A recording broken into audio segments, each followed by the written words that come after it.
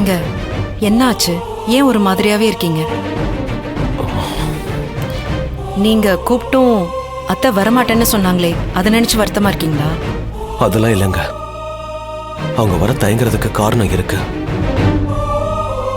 அதுக்காக நான் அப்படியே விட்டுற மாட்டேன். கண்டிப்பா அவங்கள நம்ம கூடவே வர வச்சுக்கலாங்கிற நம்பிக்கை எனக்கு இருக்கு. அதை பேசி சரி பண்ணிடலாம். ஆனா இப்ப என் பிரச்சனை அது இல்லைங்க. தப்பா நினைச்சுக்காதீங்க நான் ஏன் இப்படி சொல்றேன்னு. சிவா எதுக்குங்க அந்த வீட்டுல இருக்கணும்? ரங்கநாயகி அம்மா எதுக்காக எதுக்கு எடுத்தாலும் சிவா இருக்காரு, அவர் பார்த்து பாருன்னு சொல்லணும். நாம எல்லாரும் இருக்கோம்ல, நம்மள மீறியா சிவாக்கு உரிமை இருக்கு? எதுக்குங்க சிவாவை அவங்க இவ்ளோ நம்பணும்? அத்தை நேத்துல இருந்தே நடந்துக்கிறது பேசுறது எல்லாமே ரொம்ப வித்தியாசமா தான் இருக்கு. ஆனா அவங்க எப்பவுமே யாரையுமே எதிர்பார்த்து இருக்கவே மாட்டாங்க. என்கிட்ட மட்டும்தான் அந்த உரிமையை எடுத்துப்பாங்க. அப்படி இருக்கிறவங்க இப்போ சடனா சிவாவை ஏன் இவ்ளோ நம்புறாங்கன்னு எனக்கு ஒன்றும் புரிய மாட்டேங்குது. ஆனா அவங்க ஒரு விஷயத்துல முடிவெடுத்திருக்காங்கன்னா கண்டிப்பா அதுக்கு ஏதாச்சும் ஒரு காரணம் இருக்கும். இப்ப அவங்க என்கிட்ட சொல்ற மனநிலைமையில இல்லைனாலும் என்கிட்ட கண்டிப்பா அவங்க சொல்லுவாங்க. அதே மாதிரி இன்னொரு விஷயம் நான் அவங்க கிட்ட சொல்றேன். என்னோட அத்தை நம்புறதுக்கு தகுதியானவர் தான் சிவா. அவர் உண்மையிலேயே ஒரு நல்ல மனுஷன். நீங்க அவரை பத்தி தேவையில்லாம பயப்படாதீங்க. அதுக்கு இல்லைங்க, யாருன்னே தெரியாத ஒருத்தரை ரொம்ப நம்பிக்கையில நம்ம குடும்பத்துல ஒருத்தரா சேர்த்துக்கிறது எனக்கு சரியா படலங்க. அவரை நம்புறது எந்த வகையில சரியா இருக்கும்னு எனக்கு தெரியல. உங்களோட இந்த கேள்விக்கு நான் ஏற்கனவே பதில் சொன்னதுதான். அறிமுகம் ஆகிறதுக்கு முன்னாடி எல்லாருமே தெரியாதவங்க தானே. பழகினதுக்கு அப்புறம் தான் எல்லாருமே தெரிஞ்சவங்களாகிறோம். அப்படிதான் நீங்களும், அப்படிதான் இப்ப சிவாவும். நீங்க அவரோட சரியா பழகாததால அவரோட குணம் உங்களுக்கு முழுசா தெரியல. அதான் உங்களுக்கு இந்த சந்தேகம். ஆனா அவரை பத்தி எனக்கு நல்லாவே தெரியும். நீங்க தேவையில்லாம சந்தேகப்படாதீங்க. அது எனக்கு என்னவோ கஷ்டமா இருக்குங்க.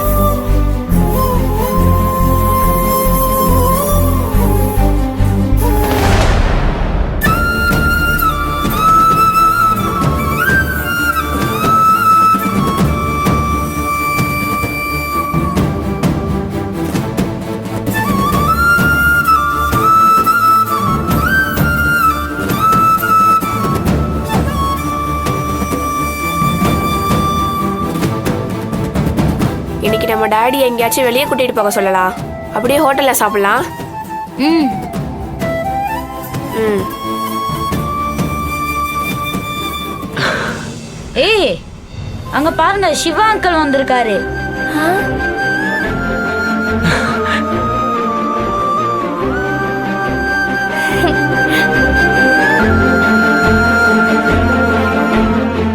என்ன அங்கிள், இன்னைக்கு இங்க பக்கத்துல ஏதாவது வேலை இருக்கா?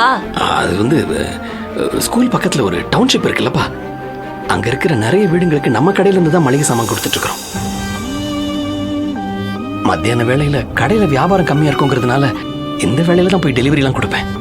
இந்த சமயத்துல தானே உங்க ஸ்கூல்ல விட்டுருக்கோம், அதான் அப்படியே உங்களையும் பார்த்துட்டு போலான்னு வந்தேன்.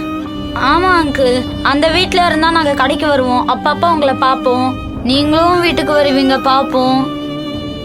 இப்பதான் நாங்க வாசப்பா வீட்டுக்கு போயிட்டோமே, இனிமே ஸ்கூலுக்கு வந்தாதான் பார்க்க முடியும். கௌதம், மதி, உங்க ரெண்டு பேரையும் நான் இங்க வந்து பார்க்கலாம்ல? வாங்க அங்கிள். அங்கிள், இப்போ நீங்க நார்மல் ஆயிட்டீங்களா? ஏன் அப்படி கேக்குற? இல்ல, நீங்க நேத்து என்னைக்கும் பேசுற மாதிரி இல்லாம வேற மாதிரி இருந்தீங்க. எப்பவும் ஜாலியா தானே இருப்பீங்க, அதான் கேட்டேன். இப்போ நீங்க ஓகே தானே? எதுவும் ப்ராப்ளம் இல்லையே?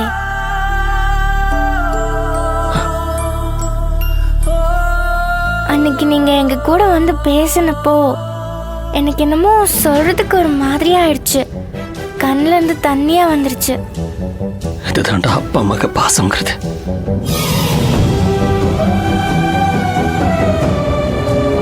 அது ஒண்ணும் இல்லடா, ரொம்ப வருஷம் கழிச்சு உங்களை பார்த்திருக்கேன்.